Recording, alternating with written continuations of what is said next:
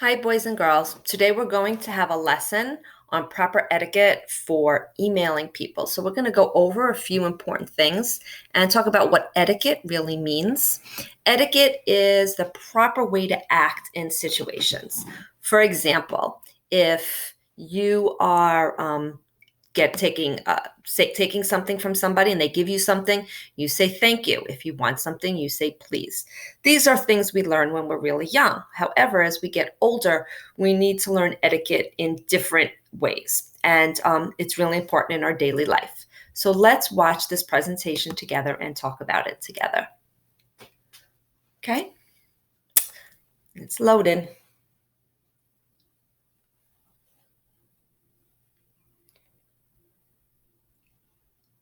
Okay, so here's the first page and here's the second. So we talked about Zoom rules and etiquettes. The first time we saw the word, right? And we said that when you enter a meeting, you need to be on time and you need to make sure you have your first and last name, right? And that's so that we can take attendance and we know who's coming into the meeting.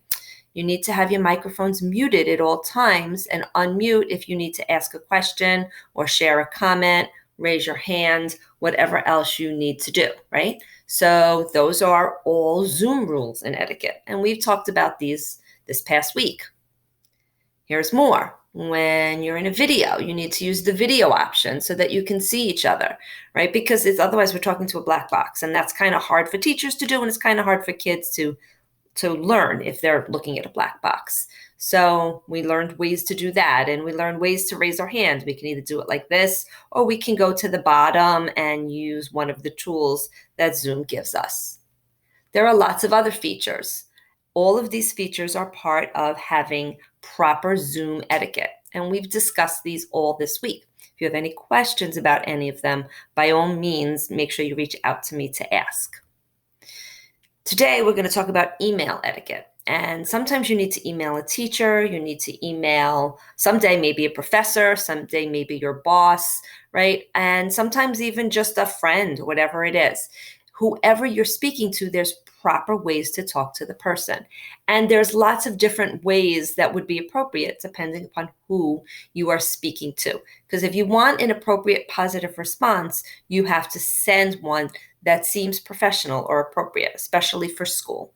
So you need to make sure that it sounds professional. So you don't say, yo, babe, what's up to a teacher, right? That wouldn't be professional. That would be a little weird. You need to make sure you proofread it so that your spelling is correct. You need to make sure you have a subject line, that you are respectful and polite. Even if you're upset about something, maybe you got a bad grade and you need to email a teacher and you're upset that you didn't like the grade, you still need to be respectful and polite and say, I'm just wondering, so on and so forth. Now, why did you give me a bad grade, right? That would be inappropriate.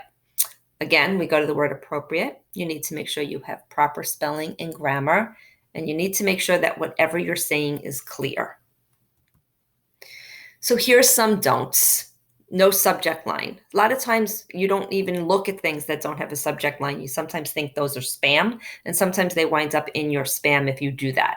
So you want to make sure you put in a subject line. You want to make sure it's appropriate greeting. There's one, yo, not an appropriate greeting, especially if you're talking to a teacher or a professor or your boss one day. Poor grammar.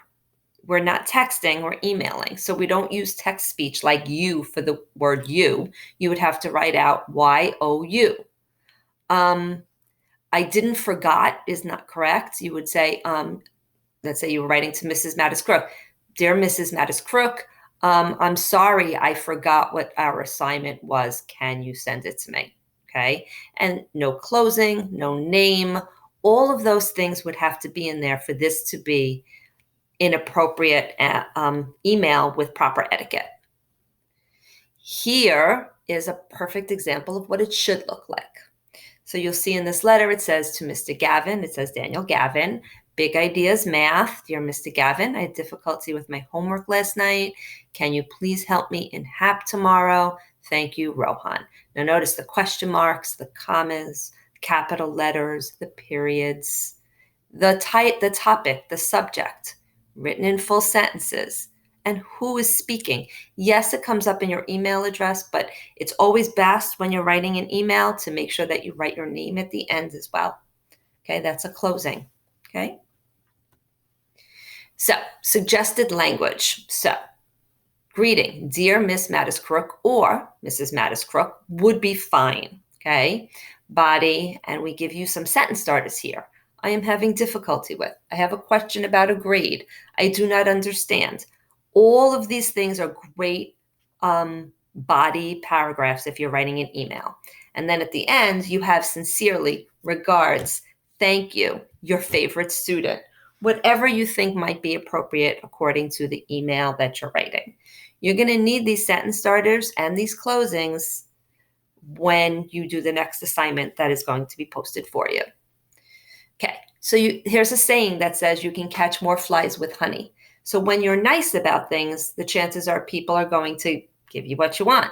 But when you're not nice and you say things that are rude, chances are that teachers might not give it as much thought as they would if you did something late or maybe got a poor grade, whatever it may be. So here's examples of being nice and being rude. And you can take a look at these and see what the difference is. Okay, so here's your task for today. Here is a list of all of the Gamma teachers. There's a lot of them this year. You have 10 different Gamma teachers that you can choose from. So you need to choose a proper greeting. So you can go back and look at the proper greetings that are up there. So you can either write dear or just write the teacher's name. Next, you're going to include a subject topic. So you're going to have to go back and think of what your topic might be. So maybe it would be having trouble getting to class on time, whatever it may be. Okay. Tell your teacher what you thought was the best part of the first week of school. Focus on the positive and tell your teacher in full sentences something that you enjoyed or felt confident about during the opening days of this very unique school year. This is really important to us because this has been hard for us too. So if you're doing this, you're kind of giving us what worked and what didn't work. You know, we don't ever want to have to do this again, but it's good for us to know what worked, right? Refer back to the slides for help. As I was showing you before, you can always scroll through and look for ideas. Here's a do. Here's suggested language. Here are don'ts. Okay? You go back and forth. Write your email on the Google Doc first, then copy and paste it into an email. I do that all the time. First, I put things into Google Docs, and then I copy and paste it. I say select all. I copy and paste everything, and I put it into my document and chat to help. Send your email and turn in the document. Documents that are not turned in will be marked missing, and this will be a classwork grade. Okay, so here's the assignment that you are going to be responsible for doing in class today. If you have any questions with any of this, please email me. Okay, and now you know the proper way to do it, right? So I hope to be seeing some nice emails soon. And again, if you have any questions, my name's right there, Ellen Trimboli at sbschools.org.